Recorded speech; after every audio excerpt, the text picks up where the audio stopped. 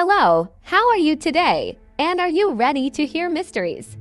If you're ready, I'll tell you. Lost in the Jungle, a haunting experience. This story recounts a terrifying experience I had during a jungle tour, which turned out to be the last hike of my life. It all began when my friend and I got lost in the jungle due to our recklessness. We strayed from our tour group, distracted by the desire to capture beautiful photos. Before we knew it, the entire tour group had disappeared, leaving us stranded in the dense jungle without any signs of a way out. The jungle was thick and impenetrable, and we had wandered far from the path, deep into an area where humans rarely venture. As the sun began to set, my friend Shin voiced our predicament. "Damn it, the sun is setting." "How are we going to get out of here?" he said. "Those guys were moving so fast. Didn't they notice we were missing? I told you to pick a more expensive tour." With these cheap tours, they can't manage the whole group properly. "Yeah, well, it's too late now," I replied. "Let's try to find a way out before it gets dark." I looked around, but all I could see were dense trees. There was no visible path ahead. I tried to recall how we ended up here. I remembered the tour path was supposed to be a straightforward, well-marked trail. We had just stepped off the path briefly to find a good photo spot. When we turned back, the tour group had vanished. As we walked on, the trail led to a dead end. Panicked, we realized we had no idea where the group had gone. We wandered aimlessly through the jungle, hoping to stumble upon the tour group. However, the deeper we went, the more lost we became. It seemed like there were no signs of human habitation, not even any litter. The sun was about to set, and we found ourselves in complete darkness. At 6:30 p.m., the daylight had completely faded. Using the flashlight from my phone, which had no signal, I tried to comfort myself. "Don't they know we're missing? By now, everyone else should be at the camp. They should have come looking for us by now," Shin said, scanning the surroundings. "I don't hear or see anything," I said, trying to stay calm. "We'll just have to wait until they come for us." "You never know, we might have slipped into a different dimension," Shin suggested, half jokingly. "What are you talking about? A different dimension?" I asked, bewildered. "Yeah, I heard it on YouTube. There are stories about people who get lost in the jungle and end up in another dimension." "I doubt it.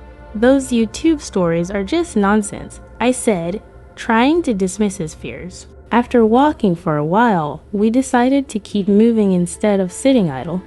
We wandered deeper into the jungle, hoping to find the tour group or any sign of civilization. However, my concern grew when I realized Shin had fallen silent. I called out to him, but there was no response. When I turned around, he was nowhere to be seen. "Shin, where are you?" I shouted, but only silence answered me. My heart raced with fear. It was as if, in the blink of an eye, Shin had vanished. I was now alone in the jungle, and it felt like we had stumbled into an unknown and dangerous place.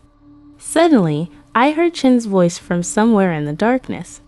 "Hey, are you there? Can you hear me?" I followed the sound and soon found Shin standing by the base of a tree, looking calm and unhurt. I scolded him for disappearing and asked him what he was doing. "I've been calling for you, but you didn't respond. Why are you just standing here?" I asked. "Look at this," Shin said, pointing to something up in the tree. I looked up and saw an old wooden platform built high among the branches. It was a small, rickety platform that seemed to have been there for a long time. "Is that a platform?" I asked, bewildered. "Yeah, and it looks like a good place to rest," Shin said. "We've been wandering for hours and haven't found anything. We can rest here tonight." I hesitated but eventually agreed. Climbing up to the platform, we discovered it was indeed old and weathered. It looked like it had been used by someone in the past, given the worn wooden planks and marks on the surface. As we settled in, Shin found a piece of old paper lying on the platform. He handed it to me, and I began to read the scrawled handwriting. The message was cryptic and unsettling, hinting at the presence of something malevolent in the jungle.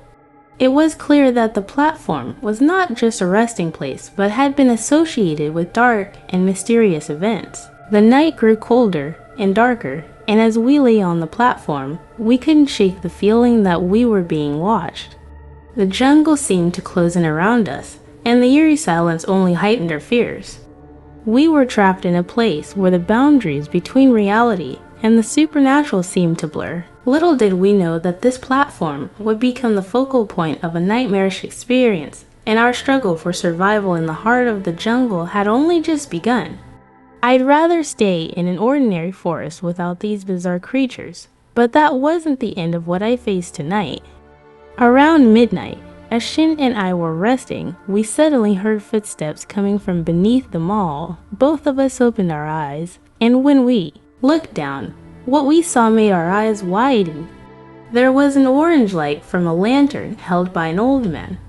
He walked under the mall and even looked up at us. Who are you?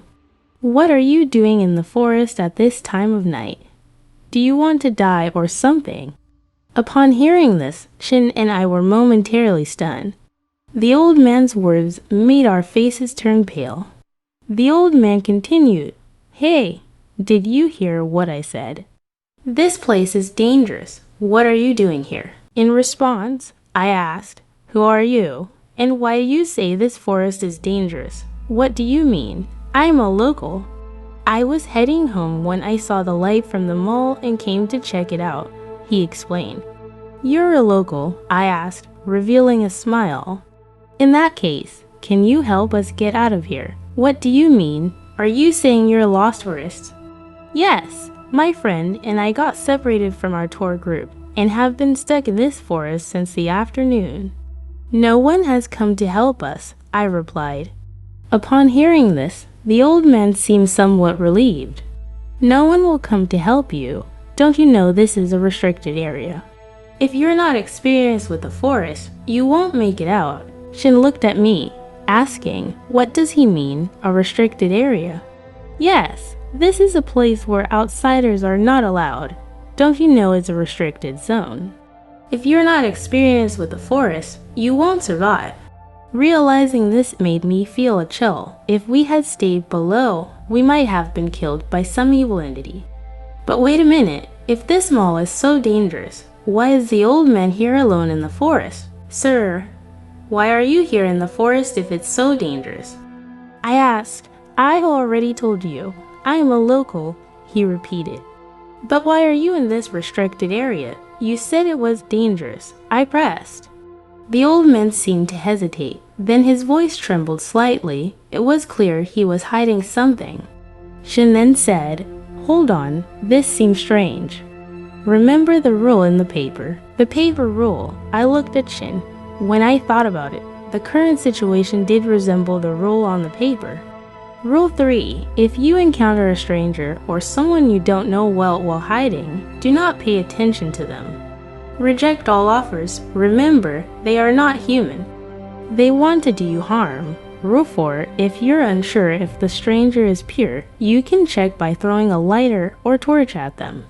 If they are evil, they will flee quickly. That has to be it, Shin said confidently. The old man is a demon in disguise. At that moment, a voice came from below. "Hey, what are you talking about? I heard you." Shin retorted, "The old man is not a local. He's one of them. What nonsense are you talking about?" "I am a local," I replied. "Then why are you here at this time? Why are you alone in the forest?" The old man seemed about to speak, but didn't say anything. Seizing the opportunity, Shin quickly took out his Zippo lighter, ignited it, and threw it down. "Hey, what are you doing?" the old man shouted as he jumped back quickly. The lighter landed on the ground, and the old man looked at it in shock. "See, just like the paper said," Shin exclaimed. "This old man is not human, he's a demon in disguise." The old man looked up and said, "What nonsense are you talking about? I'm not a demon. I'm not trying to trick you into coming down." "But why did you throw the lighter?" "Anyone would try to avoid it." Hearing this, I felt conflicted. It was true that if someone suddenly threw something strange at you, you likely try to avoid it. But Shin said, "Don't be swayed by the old man. He's trying to trick us into coming down so he can kill us." The old man shouted, "I shouldn't waste my time with fools like you. If you want to believe in stupid methods like throwing lighters, that's up to you. I am leaving. I miss my bed." With that, the old man turned and walked away into the forest, disappearing from sight. After waiting a while, once he was gone, the situation returned to normal. I turned to Shin and said, "Did we do the right thing?" "Yes," Shin said, "that old man is definitely a demon. He would have tricked us into our deaths, but if he's not a demon, we missed the chance to have him help us get out of here," I said. "Don't waste time, it's not real anyway. Remember when we asked him why he was in the forest? He couldn't answer. If he was pure, he'd have answered," Shin said. "You're right." I admitted it. I had initially been swayed by the old man's words, but the fact that he couldn't explain why he was there made me believe he was a demon. As the events seemed to settle, Shin backed up against a tree and closed his eyes. "Are you really going to sleep now?" I asked. "Why not? Rest up." "We need to continue tomorrow," Shin said. I settled down on the mall floor, closing my eyes to sleep. As dawn approached, I woke up to the sun shining, which made the forest seem less frightening. Checking my phone, it was already 8 a.m. We had slept in quite a bit, likely because we had been walking all night. Since we had survived the night, there was no reason to stay in the mall any longer. I climbed down from the trees, stretched, and took out some snacks from my bag to stave off hunger. The only task left was to find our way out of the forest. I looked at the map and saw where it marked our location. According to this, we had a long way to go before getting out of the forest. But then Shin said something that shocked me. "Forget about that for now. I don't want to leave the forest yet." "What? We need to get out of here." "Why stay?" I asked. "Because of the treasure," Shin said. I didn't think Shin would say that. "What do you mean, treasure?" "You don't see the opportunity to get rich. The map has both the location and method to get the treasure. We need to find it," Shin said, "but how do we know the treasure is real?" "It might have been taken by the person who wrote the map," I argued. "It's worth the risk. If the treasure is still here, we could become wealthy." "But if you don't want to, that's fine. I'll find it myself," Shin said. "I'm not in for that. Remember the rule. We need to wait until evening. We'll be stuck in the forest for another night. If you want to stay, go ahead, but I'm leaving before dark. If I find the tour group, I'll ask them to help find you." "Fine then," Shin said, taking the map and taking a photo of it.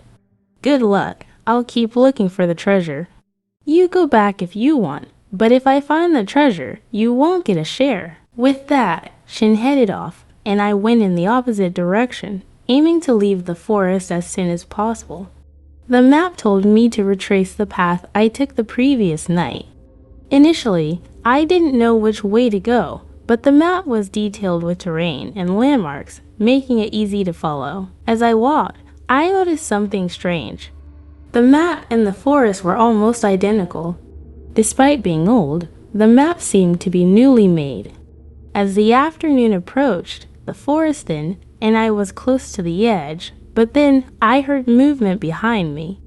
Turning around, I was shocked to see the old man from last night, rifle in hand, aiming at me. "Hey, young man, time to leave the restricted forest. Is it too late to turn back? Are you crazy going into the forest? Do you want to die or something, whether the first die or not? I have to take the risk. But if I don't report this, I'll definitely die." I looked down at the map again. I had to reach the cemetery in the middle of the forest before sunset. "Wait," the old man called out. I turned around with hopeful eyes. "Are you coming with me?" "No," the old man shook his head. "I'm not risking my life. If you want to get there quickly, I can tell you a shortcut. The old man then walked up to me and pointed out a hidden route not marked on the map. So, you want me to go straight through the forest? Yes, it might be a bit difficult, but I assure you it will save several hours. Thank you very much, I said, with time running out. As the sun would set in a few hours, I hurried forward into the forest, determined to reach the cemetery before it was too late. As time passed, I had to traverse thick trees and dense bushes to reach the cemetery as quickly as possible. Following the old man's instructions, the shortcut did save a lot of time, though it was challenging. As the daylight dwindled, the dense forest made everything appear even darker. I had to pull out my phone and turn on the flashlight. Despite the difficult path, thinking of my friend kept me moving swiftly. Suddenly, I saw a light at the end of the tunnel, about 100 meters away. There was a clear area of land ahead. It was as described on the map, a lonely cemetery in the middle of the forest. When I emerged from the forest, I found a vast cemetery filled with numerous grave markers. I needed to find the grave of someone named Boonsawing. As I walked, I wondered why there were so many graves in the middle of the forest. But regardless, I still hadn't seen any sign of my friend. It should be here somewhere, so why haven't I found any trace of him yet? After searching for a while and scanning the grave markers, I finally came across an old grave with the name Boonsawing. According to the paper, there should be treasure buried underneath this grave. However, as I got closer, I was surprised to find fresh digging marks around the grave. Could it be that Shin came here and dug up the treasure already? Realizing this, I looked around, feeling uneasy. What was I doing here alone? I took a deep breath, trying to keep my composure. Being alone in a cemetery in the middle of the forest wasn't reassuring, but despite my efforts to stay calm, as I looked up at the sky, I saw that the sun was almost down. I realized I might not make it out of the forest before dark, and wondered if there would be any trees for me to climb and hide if something evil appeared. While I stood there, unsure of what to do, a voice suddenly called out, "Hell!" I recognized that voice. It was Shin's. I turned towards the source of the voice, which sounded weak and wounded. "Shin, where are you?" I called out, scanning the area. "I'm here," Shin's voice came again. I ran towards the sound and soon spotted movement behind a large grave marker. "Shin," I said, running closer. Shin was hiding behind the grave marker. His body lay still, and he was breathing heavily, with one hand clutching a wound on his side, bleeding profusely. "Shin, what happened?" I asked. Shin looked up at me with weary eyes and said, "I was tricked by that soldier." "What soldier?" My heart sank. It seemed I had arrived too late. Shin had been attacked by that soldier. But I thought the treasure was a lie. Where did the soldier go? "I don't know," Shin replied, looking around anxiously. At that moment, a large man in military camouflage appeared behind us, holding a rifle. "Hey, who are you?" the soldier shouted, pointing the gun at us. "Don't," I shouted, trying to protect us. "This must be the man who hurt Shin." The soldier looked at me and said, "You must be the same as that fool. But it's not much of a problem. You're as stupid as he was." Shin, lying on the ground, looked at the soldier with a vengeful expression. "You're the one who stole the treasure?" I asked. The soldier laughed and said, "Thanks for being my test subjects. Otherwise, I wouldn't have gotten the treasure buried in the grave." The soldier showed me a cloth bag hanging from his waist. I looked at it. It must be the treasure Shin had dug up from the cemetery. So the treasure was real, but why was the soldier doing this? I stared at the soldier and asked, "What are you doing this for? You knew where the treasure was hidden. Why trick us into coming here?" The soldier looked confused and replied, "Trick? You guys came here on your own, didn't you? I didn't write that note on the paper to deceive anyone." "Wait a minute, then who wrote that note?"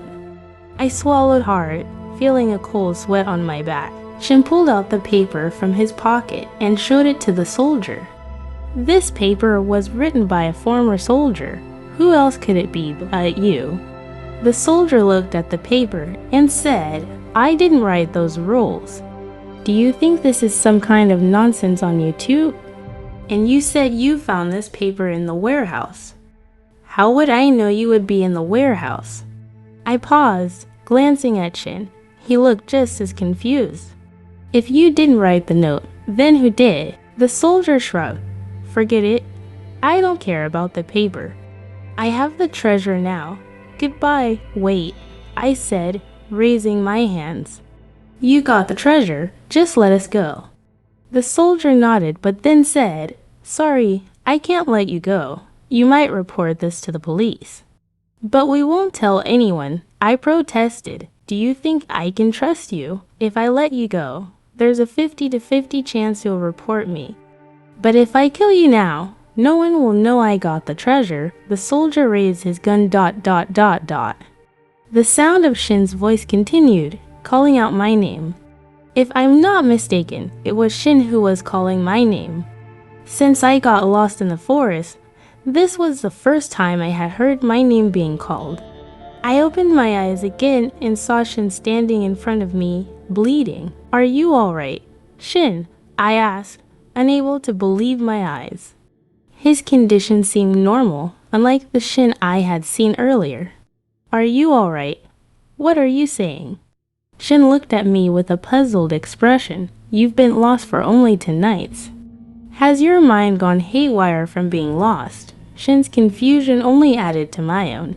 I couldn't understand why he was speaking like that. Aren't you lost too? What are you talking about? Shin frowned, still puzzled. I was the one who was lost. I've been searching for you since last night. If it weren't for that old villager, everyone would have given up already. I looked around and saw villagers and tour guides surrounding us. It seemed these people had come to search for me. Never mind, GR, it's good you're alright. Let's go home. Everyone is waiting for you. But wait, I said, still confused. What's going on? Wasn't I lost in the forest with you last night? Why is it like this? What are you talking about? I wasn't lost. You were the one lost. I saw you taking pictures by yourself in the forest. When I called you, you wouldn't turn around. By the time I realized it, you were gone. Wait, weren't you taking pictures with me? I asked. I didn't take pictures with you at all. What's going on? Is this a side effect of being lost? I think you should go back and let the doctor check you out. Hold on a minute, I said as I pulled out my phone and opened the gallery. I was shocked to see that there were no pictures of Shin and me together. Instead, there were only selfies of myself and pictures of an empty forest. I scrolled through the photos with a worried expression. Even Shin, standing next to me, looked equally shocked. But then I reached the last photo in the gallery, a picture of an old piece of paper with writing on it. Thank you for joining us on this journey into the heart of darkness. If you enjoyed this tale, please like, subscribe, and stay tuned for more chilling stories of the unknown.